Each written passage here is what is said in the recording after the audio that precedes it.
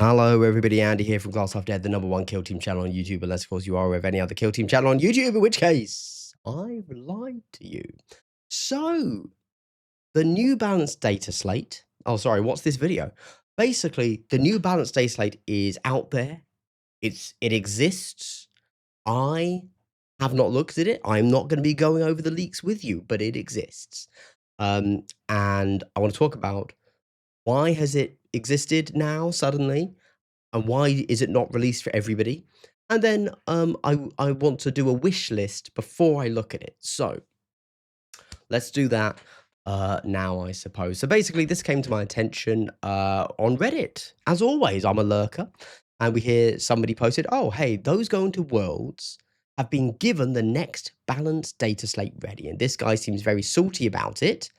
Oh, and this guy gives a reason why, which is delightful. So that's quite interesting, and so it's confirmed. There are how many people are going to Worlds? Everybody that got a golden ticket now has the balanced data slate, right? And it has yet to leak, but we can assume that very imminently it will. I'm not going to cover it until it actually comes out on the app because I think, who cares?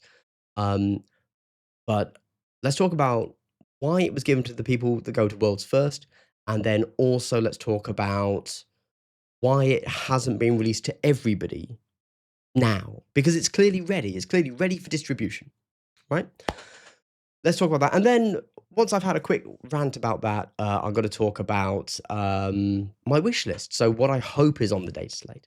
But of course, before we get into that very quickly, if you're a subscriber to the channel, I'd like to give you a subscriber-only benefit, and that is a big double hello.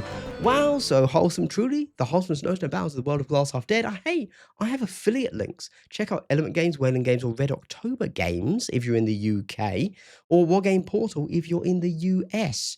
I've also put out the reason why I use each of these different, because I use all of these, to be clear. Depending on what I want and when I want it, I use each of these 3 FOGs. If you just want the cheapest, like no questions asked, it's Red October Games.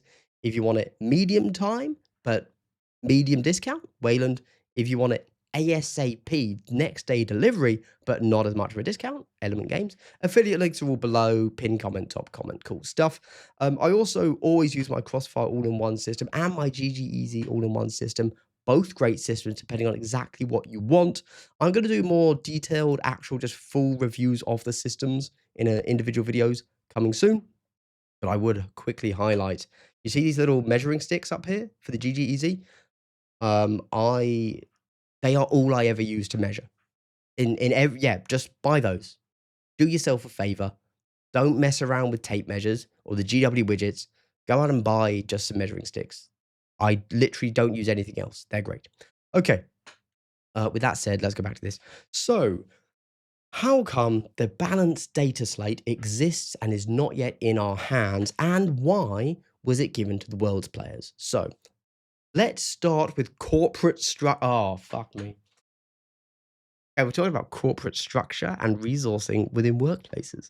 In case you're a youngster and you've never worked it, if you're not an idiot, this makes total sense. Just to be clear, no offense to the Reddit guy there, but well, no, I guess I've said that with all offense intended, haven't I? My bad on that one. I won't walk back what I said there. But basically, we roughly know that how GW works. They have, one translation department. They have one guy working on a bloody app, it seems. Maybe it's 2 now. Maybe they've doubled that capacity. And basically, they're intentionally understaffed for the amount of work that they do, as most places are. They love to work on those razor thin, not margins. They work on incredibly bloated margins, but razor thin manpower. They're one man deep in many places, I'm sure, as any large company is, and they definitely shouldn't be one man deep capabilities. But clearly, their app bloody well is, or their digital team. And so basically, it will have gone through the process, which is a very lengthy process of translation.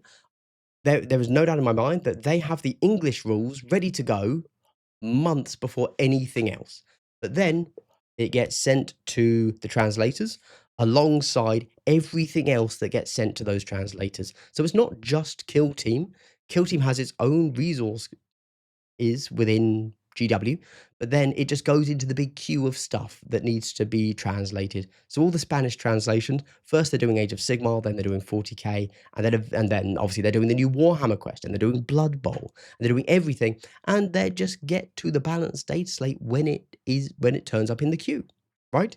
So you then got to ask yourself, is it fair for them to have and the leaks are only in English, to be clear. The balance leak is only an English thing. They haven't given multiple languages of that. So it's entirely possible that the balance data is still with the translators. Hasn't even reached the digital team to be uploaded into the app. And of course, we know that the team only uploads from the digital side on a Wednesday, right? So maybe it's coming out next week on a Wednesday because they just got it today, the day after they sent the English stuff to the world's players. We don't know. We don't know. Um, and so there is actually no delay except for the fact that they don't just upload things the second they turn up on their desk, right?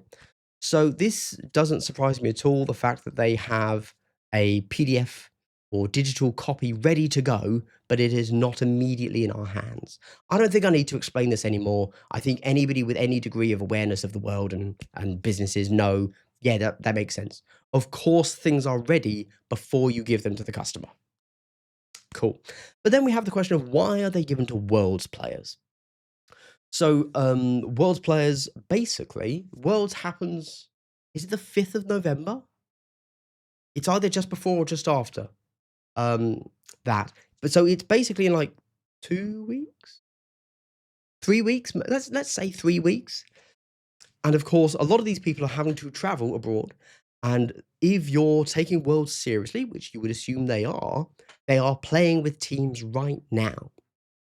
And so I imagine what GW has done is that they have given that as soon as they have a ready PDF, they've sent it out to the World's players because they need to know as early as possible. Because hey, I'm a casual player, right? You can change my team a week before I go to Worlds, and it's not going to change much for me because I'm already a pretty bad player. You know, oh, oh, I get severe instead of rending on this. That's not going to change my plan. It is what it is. I'm not going to change team because I don't know any other team well enough, right? But Worlds players are a cut above that, and there are people there that are genuinely trying to win, and it has cost them a lot of money on accommodation because I don't think a true golden ticket exists anymore. Or sorry, a fully funded golden ticket. I think they're all silver tickets now. Um, or they might pay for your flights, but they don't pay for accommodation, something like that. So a lot of people, even if they've won a golden ticket, are just paying fully. Like entry is free, everything else is up to you. So a lot of people will be paying, £1,000 or £500 easy to get to go and do this. This is still a very expensive event because it's happening in America, and a lot of people won tickets in Europe or other parts of the world, obviously. So to say, hey, you've just got on the flight after training for months with that one team, good news, we're changing your team. That's crazy, right? And even if you change it just a week before the event, which we could assume is the planned release drop of this, so not the coming Wednesday, but the following Wednesday. Total guess, to be clear, that is roughly when we're expecting a balanced data slate anyway. Um, it's kind of unfair to people that have been grinding out and have worked hard to get that golden ticket to then go to Worlds, So, very genuinely, I think this is a great move from Games Workshop. The quicker they could get something out, and look, they're not idiots. They know it's going to leak, but they have chosen to still give the people that have gone to Worlds that benefit, even knowing that somebody will leak it. Let's be honest. We know how the world works. And they've just allowed it because, yeah, they're not ready. And it is unfair, to be clear. It is unfair with how GW supports their product. They are very fair in how they make sure that all languages get the release at the same time. That is a very good thing they're doing there. they're not treating people that speak Spanish or German or whatever the other languages are that they translate to. I literally have no idea. They're not treating them as second-class citizens. They're not forcing them to play in a different language. They're releasing everything at the same time, and that's a very good thing that they do there, okay? Let's be clear on that. And they are not ready to do that because they do not have those, speculating there. They do not have those translations ready. If they did, I suspect that they would have released those leaks as well. They wouldn't have just given everybody the English rules. They would have given everybody all of the rules, right? Again, hypothetical, speculating, but that is probably what's going on if I had to guess.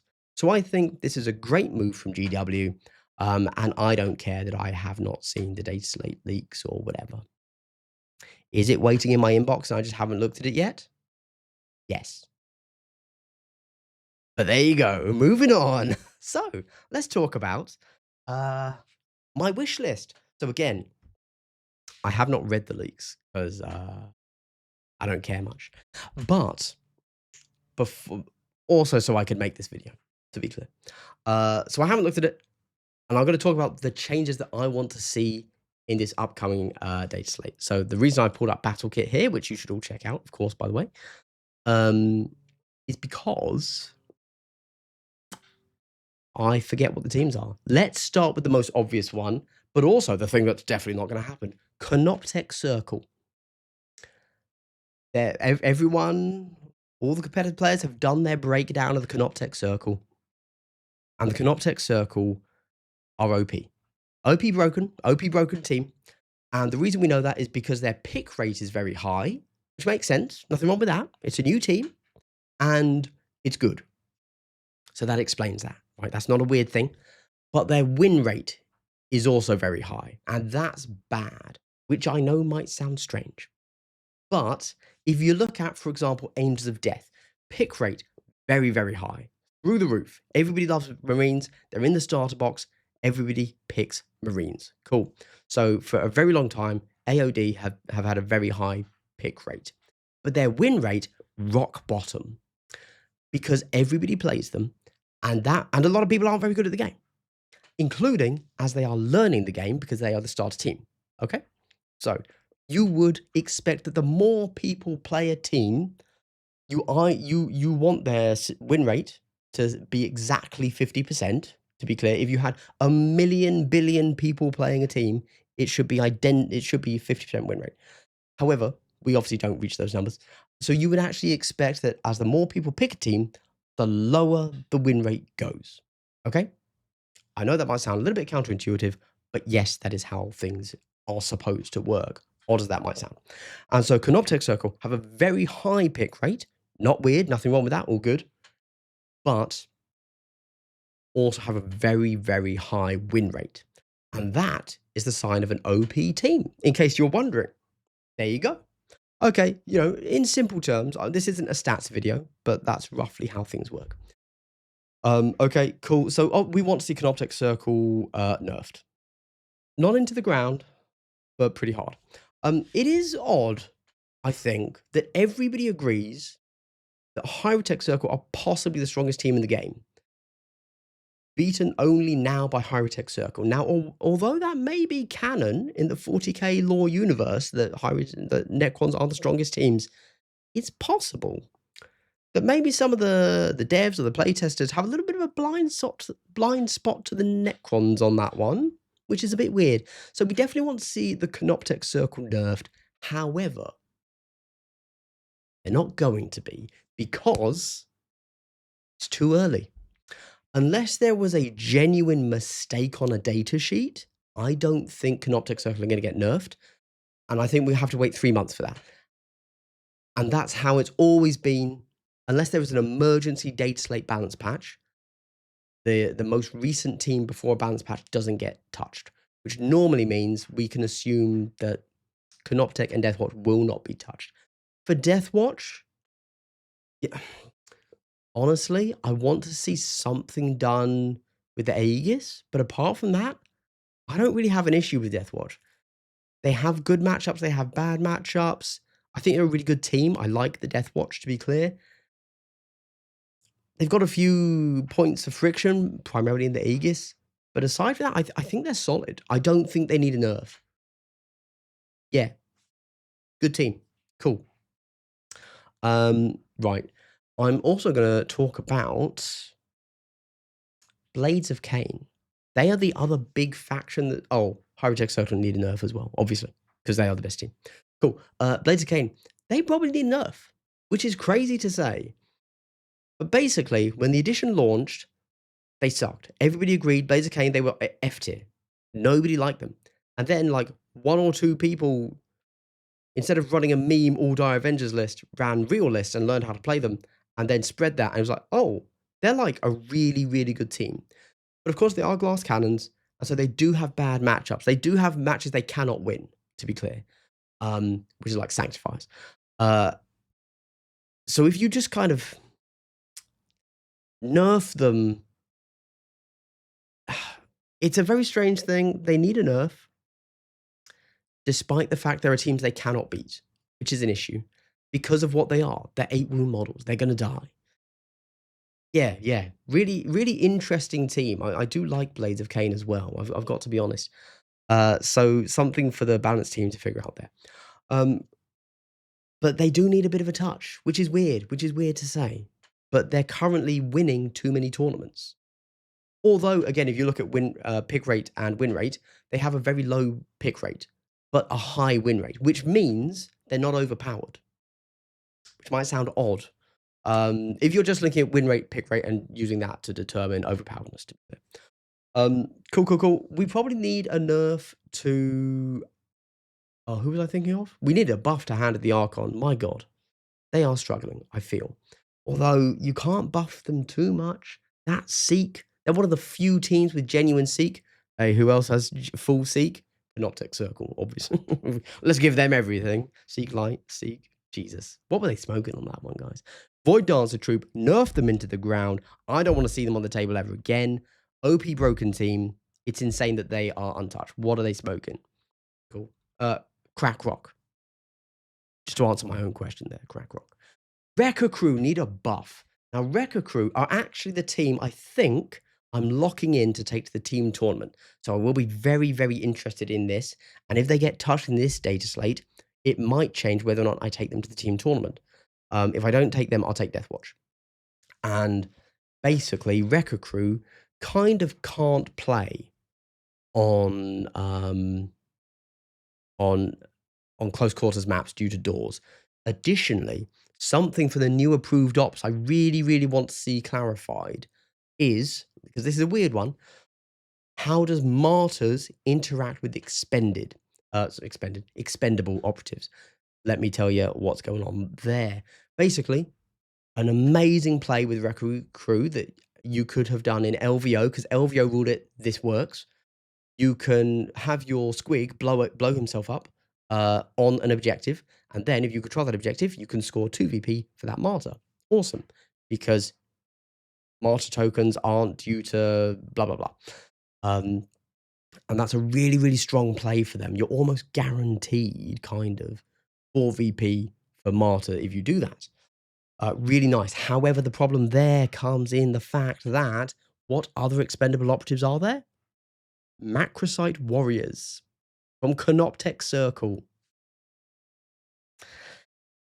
So, as a Wrecker Crew player, I would like to see Martyrs be ruled that you can score it. As every other team, you cannot give that tack op to Canoptech Circle.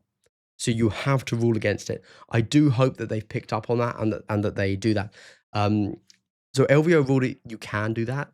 Whereas the team tournament I'm going to in November has ruled you can't do that. So obviously I don't care what the answer is. Either way, I just want an answer. And the answer from my TO is you cannot score it that way, which is fine. Because of Canoptech Circle is probably the right call. But yes, but because LVO ruled it you can, there's a debate now with 2 large tournaments doing it. Awkward. Corsairs are fine, don't touch them. Farstalkers need a buff. Hand of the Archon need a buff. Harnkin. They took a buff, but they've done nothing with it. They probably need another buff. Oh, we got to talk.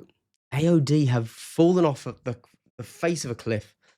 So I haven't spoken much about it because I was a big proponent of nerfing AOD. And basically all they did was remove, like they did some other things, but really they just removed duelist, being able to block two, right? It takes a crit, I think. I can't even remember the rule. But basically you used to be able to block two. They removed that and now nobody takes AOD to tournaments. That's awkward. You can't give them duelist back. Doesn't work. We know that blocking two, when you got 5 dice and you're 4 or 5 damage hitting on 3s, with a balanced reroll, blocking two is too strong. Aegis, I'm looking at you. Hello. But they need buffs.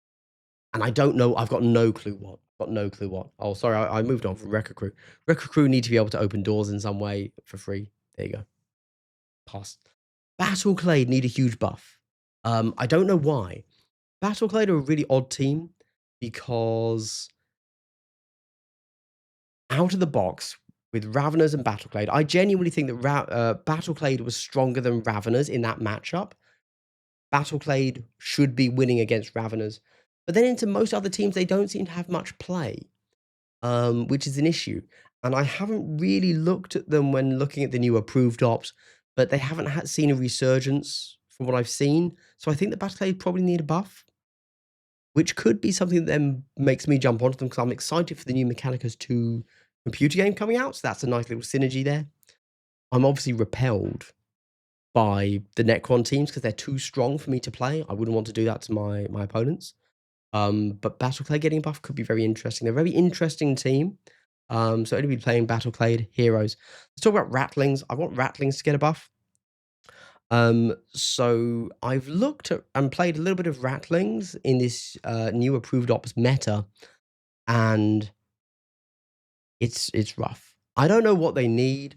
Their problem is that you have to have a really strong plan about how to deal with strongholds, and then you have to hope that dealing with the strongholds goes well.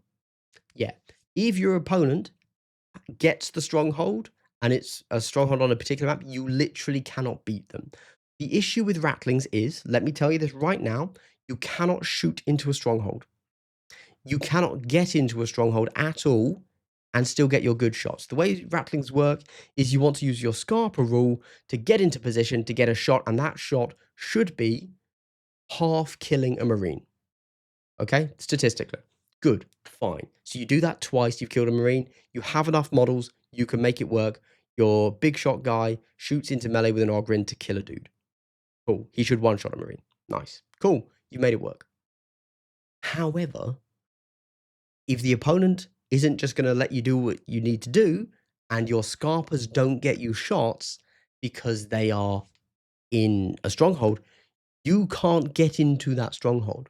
So if the opponent picks, let's say, this happened to me just the other day with Death Watch.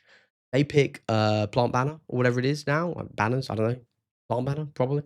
And because 3 of the maps have a stronghold over the center line with an objective in it. If they plant Banner in there, they are guaranteed against Rattlings to not be able to be moved out of there in any way, shape, or form. Depending on the crit op, the fact that you can use your sneaky raider to steal an objective doesn't matter. It didn't on this particular mission. And they are scoring guaranteed 3 VP from 1 model. Okay? And then they have 4 Marines to kill the rest of you. And they will and can do that, to be clear. Your Ogryns are not strong enough to face off against that. Just throwing it out there. Had a really... okay. Rattlings need some help, that's for sure. Breachers have not been brought back into the fold. They need another buff. Oh, Kassakin. Kassakin. Okay, here's the thing with Kassakin. They're weak, and they're not interesting. I genuinely think that currently, Kassakin, Exaction Squad, Vet Guard, and Breachers are designed purely to be used with Inquisition. And I think GW is taking that concept and running with it. So I think that they have balanced the those 4 new teams around them being run with Inquisition, and so they are scared to buff them in a way that will affect Inquisition. Not that Inquisition is running away with things now after they got nerfed originally, but they need a buff. I'm not seeing Inquisition podium anywhere, really, and I'm definitely not seeing Kassakin on their own podium anywhere. Obviously, they tried to make Kaskin work with the Recon Trooper being like the linchpin of everything and scanning things, and then that makes them good. But it's like, obviously, that hasn't worked. They're still very limited. Don't know, don't know, don't know.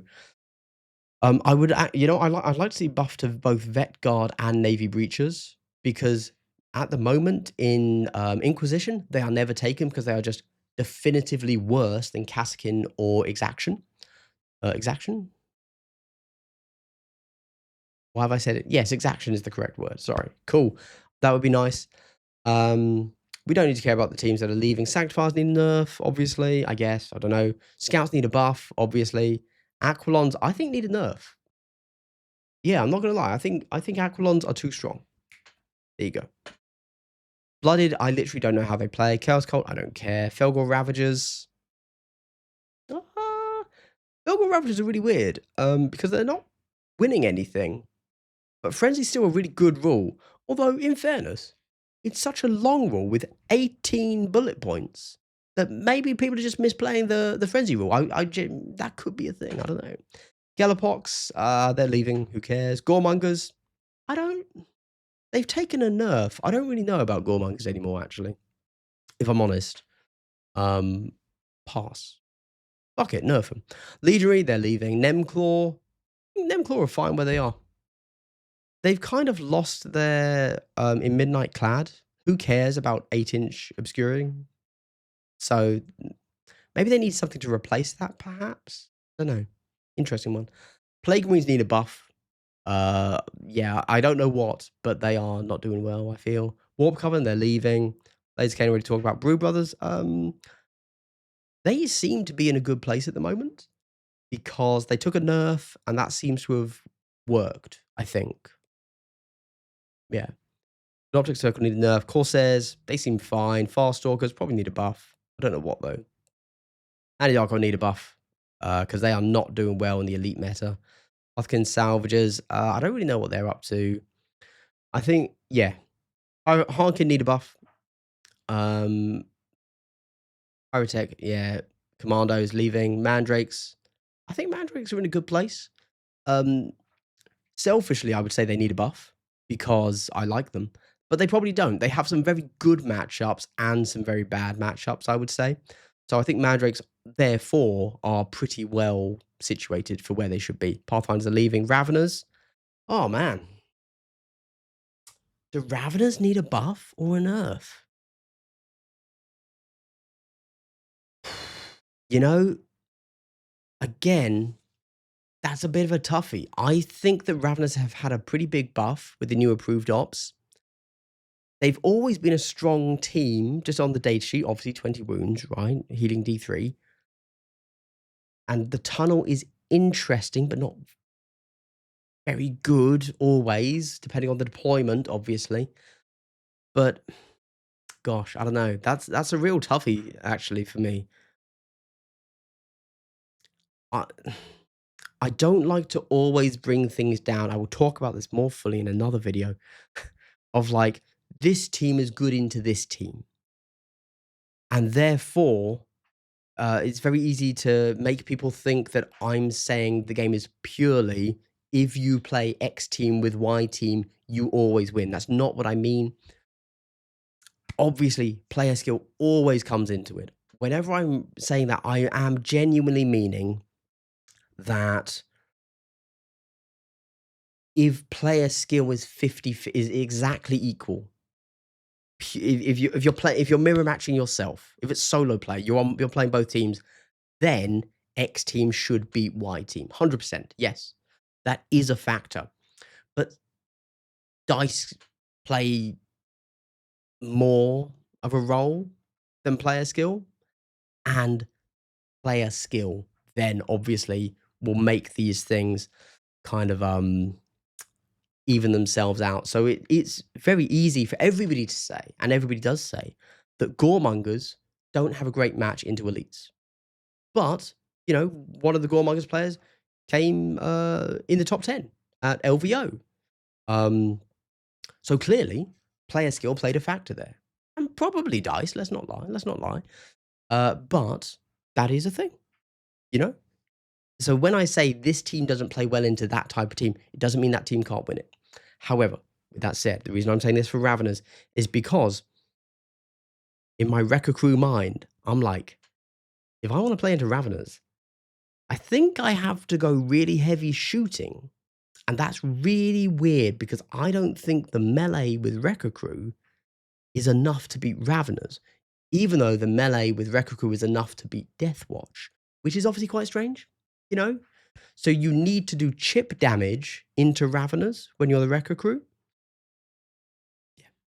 Anyway, as you can tell, I've got Wrecker Crew on the brain at the moment. So we've then got Vespid. I think Vespid are in a fine place. They're a casino cannon. If you can roll 4s, you're doing fine. If you can't, you're screwed. Void Dancers, get them out of here. Nerf them. Yes, they're leaving, but nerf them anyway. Wrecker Crew, need to buff Doors. Wormblade, they're leaving. Cool, okay. Well, thanks for watching, everybody. Hey, if you made it to the end of the video, I'd like to give you a big triple hello. Don't forget to check out my affiliate links.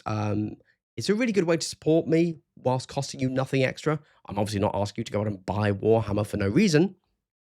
I'm sure you have enough issues as I do about buying Warhammer. But if you're going to do it, click on one of my links. That'd be really awesome. Thank you so much. And hey, genuinely, anytime you buy Warhammer, you should click on somebody's link, even if you have some moral objection, but yet you've still made it 30 minutes into my video. With clicking on my links, find another YouTuber, find your favorite YouTuber. They will have affiliate links as well. And also, hey, I actually offer money off when you use my system, my codes with GG Easy and Crossfire. Crossfire, a bit of a weird one there, by the way. You can buy them through Etsy, and my code will give you, I think, 5% off. But if you buy through their website, you get 20% off, just because they don't have to pay the Etsy fees. So Crossfire, buy it through Etsy if you want, if you feel more secure that way, or through their main website. All right, have a good one. Bye.